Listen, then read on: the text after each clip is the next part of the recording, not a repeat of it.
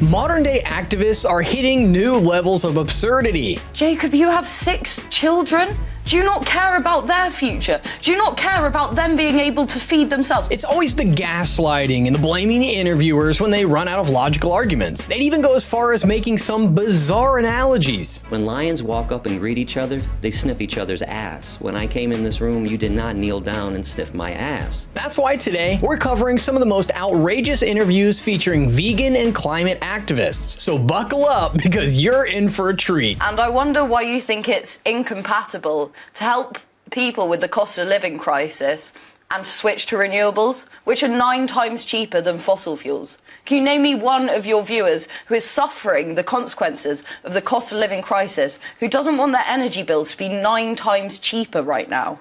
Well, unfortunately, that's not what's happening, because the sun doesn't always shine and the wind doesn't always blow, and you need to have fossil fuel backup to make up the gap. About half our energy every day is still coming from natural gas. Where's that going to come from?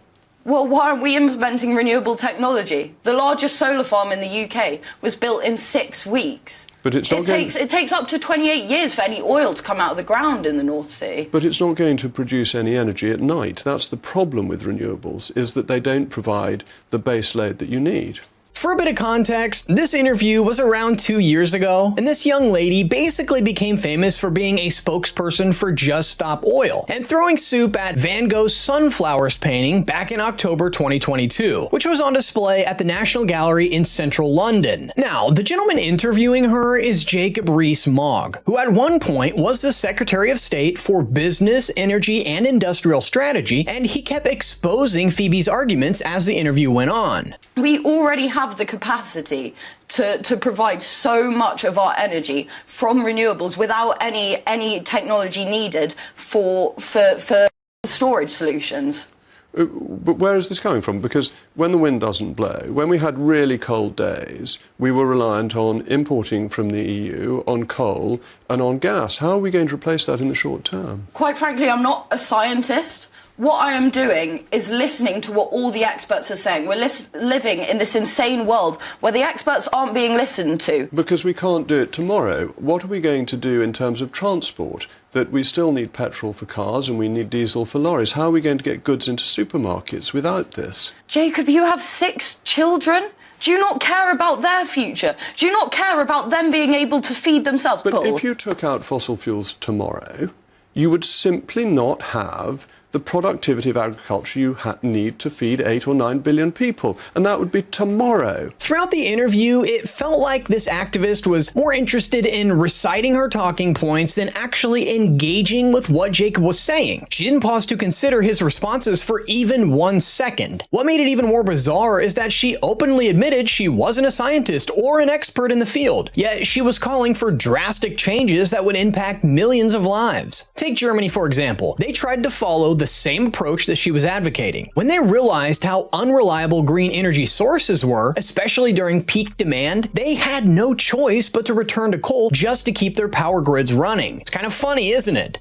But we can't make a video about absurd activists without including Gary Yourofsky. So here we go. But animals are eating animals, you know? Some animals. And Hold on, 75% of animals on this planet are herbivores.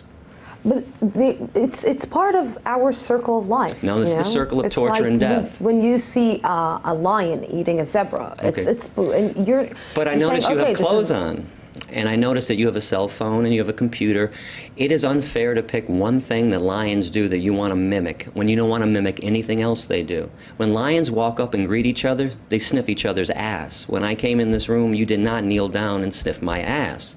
Okay, lions sometimes kill their young when they're runts. Okay, if a human being killed their baby because they didn't want him, we arrest them and charge them with murder. Could you go to a courtroom and say, hey, but Your Honor, lions kill their babies, can't I? It's But an it's unfair. their survivor. It's an unfair comparison. You're not a lion, and just so you know, lions are carnivores. Humans are not.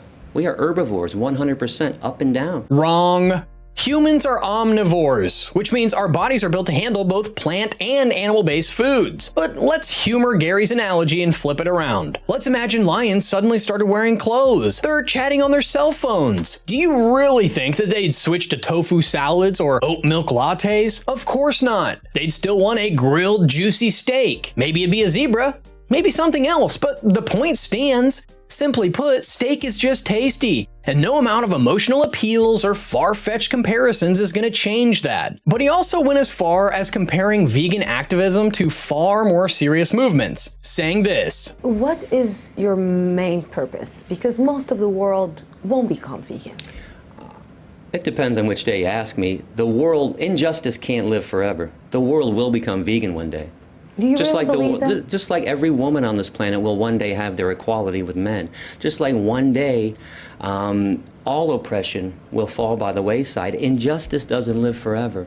And it seems insurmountable, don't get me wrong. I mean, I'm in the trenches, believe me. It looks like and seems like it can't happen.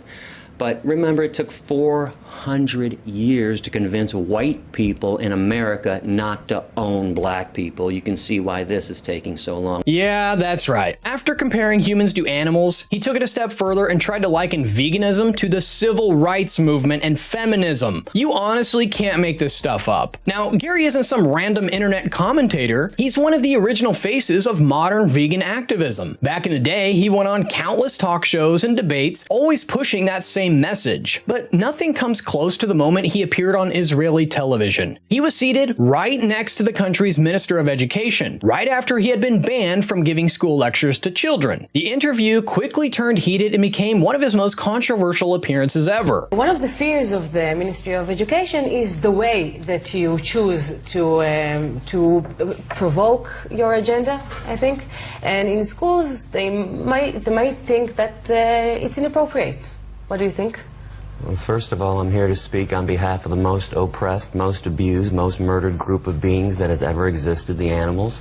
I speak against speciesism in the same way Nelson Mandela spoke against racism, in the same way Dr. Martin Luther King and Malcolm X and Rosa Parks spoke against the evils of racism. Do you want to call kids murderers or their parents murderers in their faces, in their schools? I call human beings murderers of animals. That's what we do. That's the truth. The truth is harsh. I understand it's tough for people to look in the mirror and say, my goodness, I've been doing something wrong for so long. But there's nothing wrong with admitting that you've been doing something wrong and to make amends, move forward. Now, I can see a point being made about Israeli authorities limiting his freedom of speech, but there's also the fact that Gary likes to take things to the extreme. That's part of what makes him such a polarizing figure. When someone pushes their views that hard, especially to young and impressionable kids, it's understandable that parents and officials would have serious concerns. After all, no one truly knows what kind of intense or graphic content he might present during those school visits, which is exactly what the interviewers brought up, asking one simple question. But what about the argument that families send their kids to school, families that eat meat send their kids to school. They don't want their kids coming back from school and say, hey, we're vegetarians or fruitarians from today.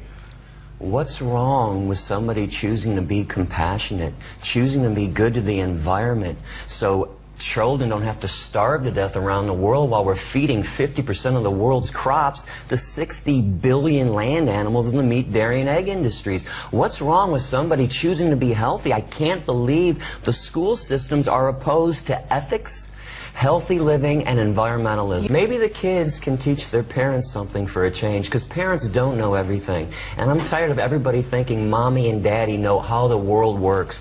Mommy and daddy are just as clueless about the world as everyone else. But parents also have the right to raise their kids the way they see fit, and they don't need iDubbbz lecturing them about how cruel or inhumane they are for simply eating meat. I'd love to know your thoughts here, so let's get the conversation rolling in the comments below. If you enjoyed this video, please share it with your friends. It does help us a ton. Thank you all for watching, and I'll see you in the next one.